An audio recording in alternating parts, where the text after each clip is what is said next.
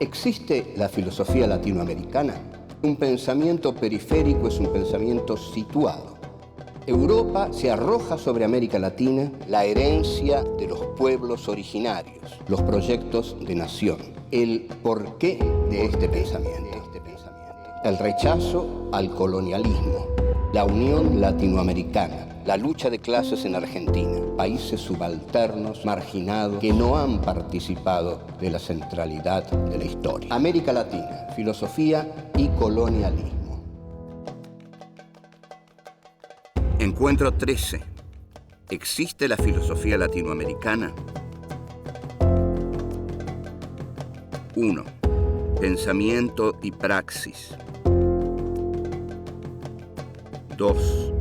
Un pensamiento situado. 3. ¿Hay una ontología de la periferia? 4.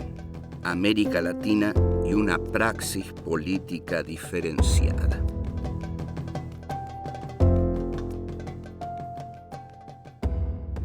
Este es el encuentro número 13, en el cual nos vamos a preguntar algo fundamental. ¿Existe la filosofía latinoamericana? La pregunta es esencial, porque todo el curso que vinimos haciendo, todos los encuentros que tuvimos, giraron alrededor del pensamiento latinoamericano y sus distintas encarnaciones en distintos procesos y en distintos personajes. Lo tuvimos a Bolívar, lo tuvimos al Che, lo tuvimos a Cook, lo tuvimos a Salvador Allende, en fin, no quiero eliminar a ninguno. Tuvimos la Revolución Mexicana, tuvimos a Mariátegui, o sea, es evidente que a través de todo este desarrollo que hicimos existe un pensamiento sin duda alguna latinoamericano. ¿Qué es lo que diferenciaría a un pensamiento de una filosofía? Bueno, si nosotros habláramos con Heidegger o con Hans-Jörg Gadamer, que son personas que consideran que solo los alemanes pueden pensar, estaríamos evidentemente fuera de la filosofía, ¿no? Heidegger dice, la filosofía habla en alemán y cuando el resto de los pueblos quiere pensar, tiene que pensar en alemán. Bueno, yo confieso que estoy liquidado porque siempre el alemán fue una batalla perdida para mí, como para muchos. Entonces, la filosofía latinoamericana, no importa que se llame filosofía o qué. Si ellos quieren tener una filosofía, los alemanes que la tengan. Pero en realidad, si la filosofía es amor al saber, la filosofía sería amor al conocimiento. Y el conocimiento, como ya sabemos, si no sirve para algo, no sirve para nada. ¿Y para qué tiene que servir el conocimiento? Este fue el gran aporte de la tesis 11 de Marx, de la tesis sobre Feuerbach. Uno tiene que conocer algo para transformarlo. O para dejarlo como está, que también es transformarlo, porque es no transformarlo, pero validarlo como está. O para transformarlo. Entonces, el conocimiento nunca es ajeno a la praxis. Uno conoce para actuar, lo cual es elemental. Y esto es filosofía, esto es pensamiento. Todas las personas que nosotros tratamos a través de este curso y todos los movimientos sociales actuaron sobre la realidad porque pudieron pensar la realidad. Y la acción entre pensamiento y acción fue paralela. No se puede dar una cosa antes y otra después. En realidad, el pensamiento se desarrolla a través de la acción y la acción no es ciega.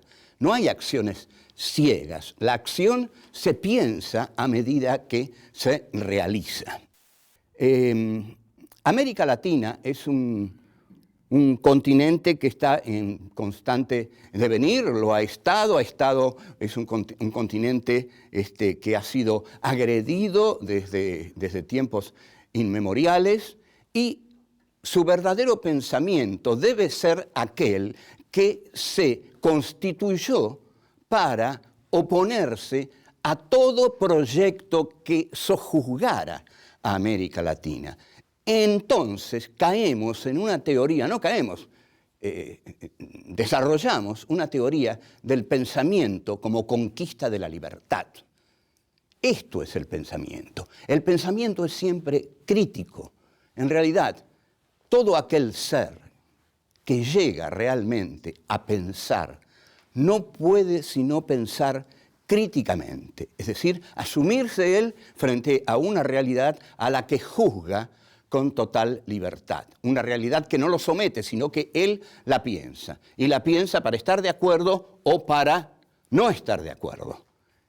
Generalmente esa realidad trata de que el sujeto esté de acuerdo para someterlo, pero con mucha frecuencia, y lo que hemos visto a lo largo de todas estas reuniones que tuvimos, es que los sujetos que han pensado libremente, pensaron libremente porque estaban en profundo desacuerdo con la realidad que vivían y pensaron para transformarla.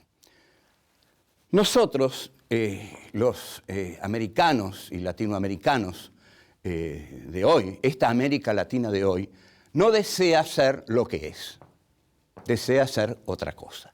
He aquí la libertad. La libertad es exactamente esto. No la libertad del mercado ni la libertad de los liberales. La libertad metafísica del sujeto. El sujeto es libre, cada uno de nosotros es libre, cuando llega a un punto en el que dice, no, yo no quiero ser esto. Esto es lo que quieren que yo sea. Pero yo no quiero ser esto, yo quiero ser otra cosa. Y voy a comenzar a ser otra cosa a partir de este mismo momento. Y voy a tratar de unirme a otras personas que también quieran ser otra cosa. Y ahí vamos a ver qué es lo que pasa, qué es lo que podemos hacer. Porque solo no voy a poder hacer nada, pero con otros es posible. Vuelvo.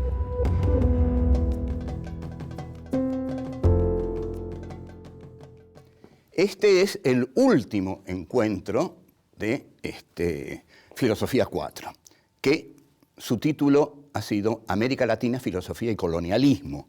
Entonces, tenemos que tener claro a esta altura a qué nos referimos con la idea de filosofía y colonialismo. El colonialismo siempre tiene razones filosóficas para justificar su acción conquistadora.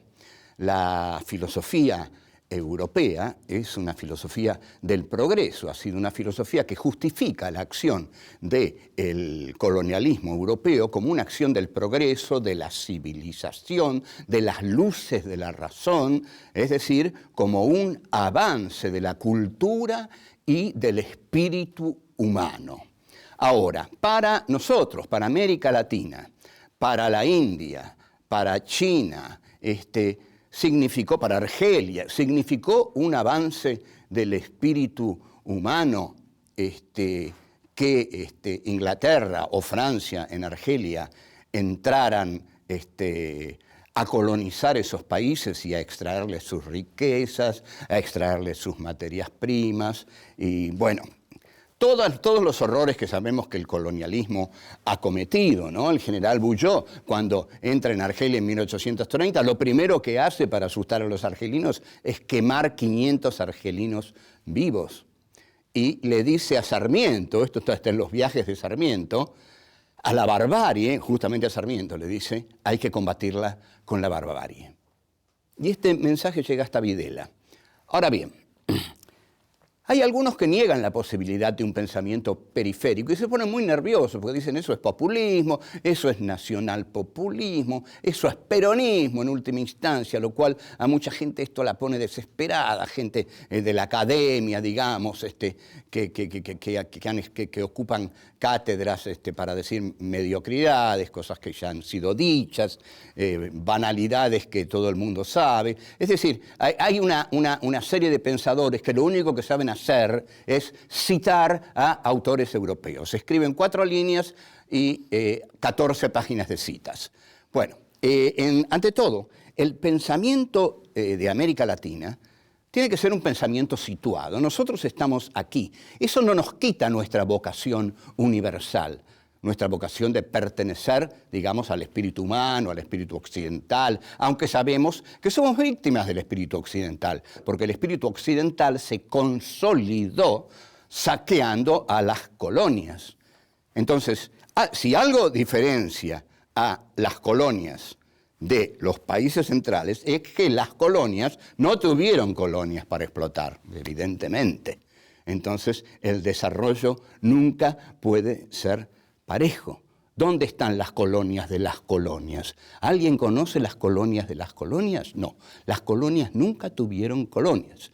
Los que tuvieron colonias fueron los países centrales que desde 1492, en que llegaron a América Latina, comenzaron a saquear el continente latinoamericano. Y luego entraron en la India, y luego entraron en China, y luego entraron donde tuvieron que entrar, y se llevaron lo que se tenían que llevar. Y el desarrollo de estos países fue paupérrimo. Ahora bien, una filosofía latinoamericana no parte del cogito cartesiano. El cogito cartesiano es ese pensamiento de Descartes que dice que pone al hombre en la centralidad de la filosofía en tanto subjetividad. Hay tres momentos en el capitalismo. Uno fáctico, que es llegar a América, conquistar América. Otro subjetivo, que es el hombre cartesiano. ¿No? Pienso, luego existo, este es el hombre capitalista que se pone en la centralidad como hombre que va a dominar el mundo. Y el otro es el nietzscheano de la voluntad de poder. La voluntad de poder para expresarse siempre tiene que querer tener más poder. Para conservarse hay que conquistar. Fíjense que bien refleja esto el espíritu de un Bush, por ejemplo, ¿no? Para conservarse me tengo que expandir. Ahora, en esta primera etapa, el imperio viene hacia nosotros, en la etapa de la colonización monárquica española. O sea que el pensamiento latinoamericano no parte del orgulloso cogito cartesiano, sino que parte de la experiencia del sometimiento y del genocidio de los pueblos originarios. Y esto, que se lo banque el que se lo tenga que bancar, esto fue así. El sometimiento de los pueblos originarios con la excusa de la evangelización de los pueblos originarios fue el punto de partida de América en tanto continente sometido y masacrado. Volvemos.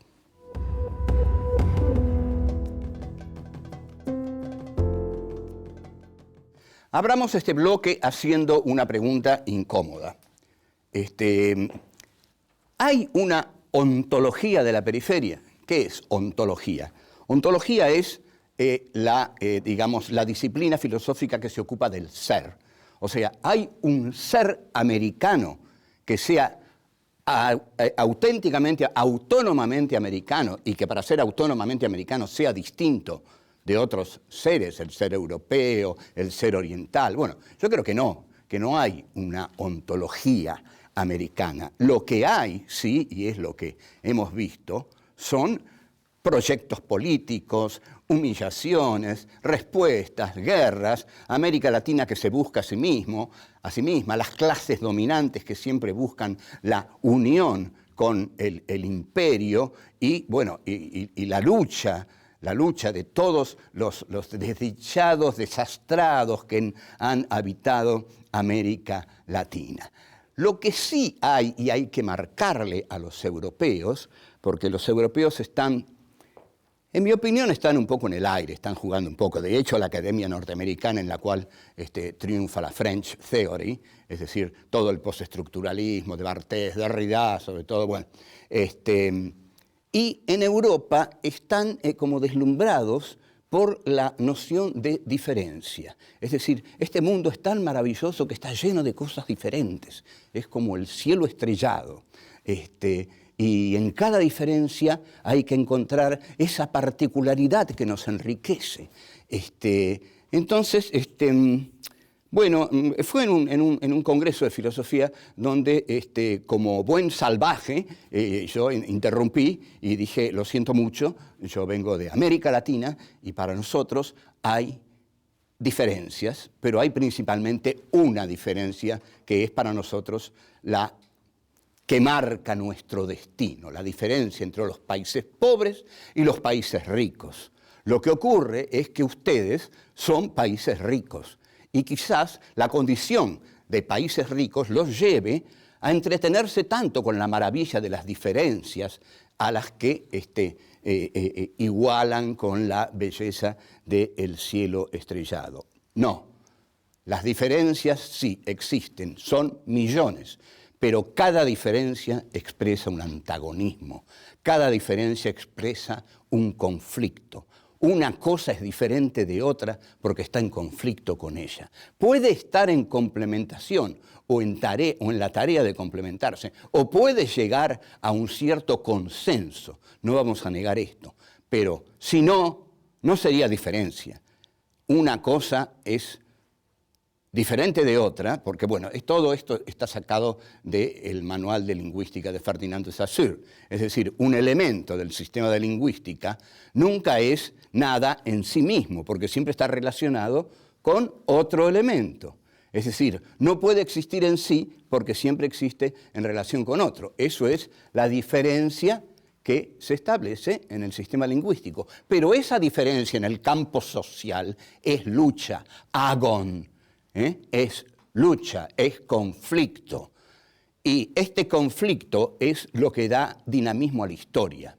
Entonces, nosotros diríamos que una de las categorías fundamentales del pensamiento latinoamericano es asumir que el principal conflicto que nosotros tenemos, padecemos y tenemos que superar es el de los países ricos y el de los países pobres. No queremos ser más países pobres, no queremos ser más vasallos de los países ricos, para lo cual no queremos seguir más las recetas de los países ricos. Porque saben una cosa, hemos entendido que las recetas de los países ricos están hechas para que nosotros continuemos siendo pobres y ellos continúen siendo ricos. Entonces, cuando viene el FMI y nos dice, ustedes tienen que hacer esto, tiene que surgir una natural desconfianza en nosotros y decirles, vea, lo lamentamos muchísimo, señores, pero ustedes representan los intereses de los países ricos. O sea, no pueden representar nuestros intereses porque nosotros somos parte de los países pobres. Nosotros estamos en conflicto, o sea que tenemos que tener una profunda desconfianza hacia los planes que ustedes nos traen, porque sospechamos que los planes que ustedes nos traen son planes que les convienen a ustedes, y lo que a ustedes les conviene es que la situación se mantenga tal como está. Ustedes ricos, nosotros pobres. O sea, la vamos a alterar. Y esto es una parte fundamental del pensamiento latinoamericano. ¿Por qué es una parte fundamental del pensamiento latinoamericano? Porque implica su autonomía. Esta autonomía es una autonomía de pensamiento, es una autonomía de afirmación propia y de negación del otro, que viene a negarme para afirmarse él. Por eso la historia es conflicto, lucha, y esto es lo que tiene de apasionante la historia. Una historia latinoamericana tiene que ser una historia del conflicto y de la lucha de los países latinoamericanos por discutirle a las grandes potencias lo que las grandes potencias quieren hacer de nosotros. No, señores, de nosotros vamos a hacer lo que se nos antoje a nosotros.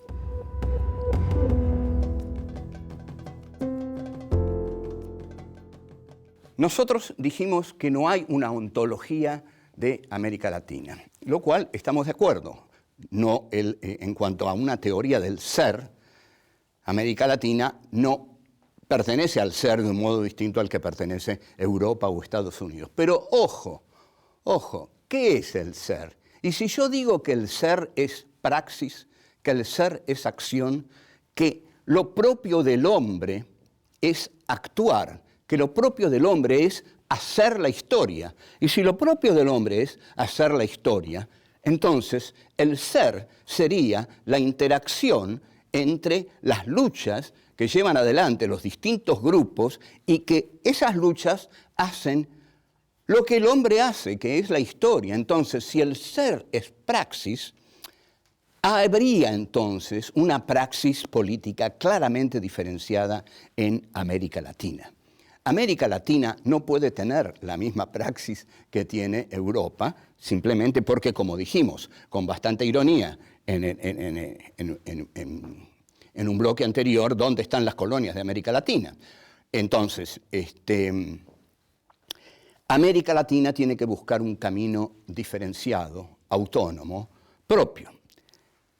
Ese camino está determinado porque América Latina tiene que estar muy atenta a que la historia de sus tradicionales despojos y la historia que representaron sus clases dominantes, entregándose siempre a los intereses hegemónicos de las grandes potencias, ya sea entregándoles las materias primas como granero del mundo, o negociando las carnes vergonzosamente, o volviendo a firmar o entrando en el Fondo Monetario Internacional luego de la caída del primer gobierno peronista, o aceptando el consenso de Washington. Todos esos gestos de América Latina fueron gestos que hicieron perder la autonomía y la identidad de América Latina, pero que tuvieron sus socios, sus representantes, sus ladrones, sus corruptos aquí. Entonces, no es que nosotros estemos diciendo qué malos que son los del imperio, qué malo es el imperialismo. Si no hubiera habido imperialismo seríamos una potencia. No toda la culpa es del tipo de afuera, la culpa es del tipo de adentro que le vende el país también. Digamos, sin Menem no hay sometimiento al consenso de Washington. Sin Menem no hay privatización de YPF. O sea que tiene que haber en los países de la periferia una clase formada por un sujeto, digamos, liberacionista, que esté atento a la hegemonía estratégica de la nación. La nación no se debe vender. La nación negocia, la nación habla, dialoga, y esta idea de la nación no es ya quizás la idea de la nación bolivariana, pero por lo menos conserva de la idea de esa nación bolivariana la dignidad de cada una de las naciones de América Latina. Y si cada una de las naciones de América Latina conserva su dignidad y desde esa dignidad dialoga con las otras, ahí se hace una fortaleza latinoamericana en la cual cada país va entrando en un diálogo con los otros países y se va dando una prioridad a la política. La prioridad a la política es la prioridad al Estado. Voy a decir una frase que para mí es definitiva. Los países periféricos nunca han tenido economía. La economía los tuvo a ellos. Esto quiere decir que la economía de los países periféricos siempre estuvo determinada en exterioridad, siempre estuvo determinada desde afuera e incluso manejada directamente desde afuera. Ahora, la novedad que se presenta en estos momentos, luego de la revolución mediática que ha hecho el capitalismo triunfante, luego de la caída del muro de Berlín, es la revolución comunicacional. Esta revolución comunicacional es el arma más poderosa que tiene la derecha imperial y es la que en efecto usa. Hay filósofos como Jean Baudrillard que han escrito un libro que se llama El crimen perfecto, y el libro empieza, se ha cometido el crimen perfecto, se asesinó a la realidad. ¿Qué significa que se asesinó a la realidad? Que la realidad la construyen los medios, y que esa realidad que construyen los medios nos la hacen creer a todos. Entonces, no vemos la realidad, vemos la realidad que las empresas mediáticas nos hacen ver. Y esa realidad es la realidad de sus intereses. Entonces, la realidad es para nosotros, finalmente, la realidad de los intereses de las grandes empresas mediáticas. Entonces, frente a esa revolución, ¿qué es lo que tenemos que oponer? Bueno, lo que tenemos que oponer es lo que siempre el hombre libre ha opuesto a la tiranía, que es su afirmación como sujeto libre, su capacidad de decir, no, a mí no me van a someter.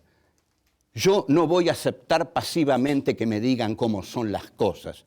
En todo caso, aquí podemos recurrir a Descartes cuando dijo, voy a dudar de todo. Bueno, dudemos de todo porque efectivamente nos están mintiendo.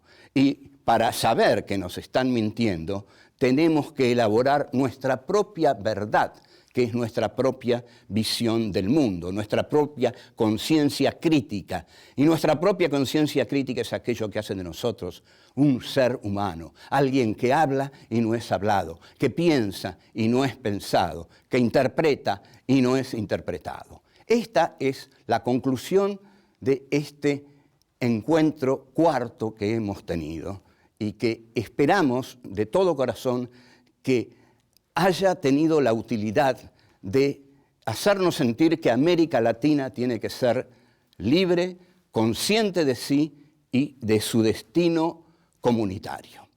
Agradezco a todos, agradezco al equipo, todos han sido los mejores colaboradores y yo les quiero decir también a todos, la pasé realmente muy bien.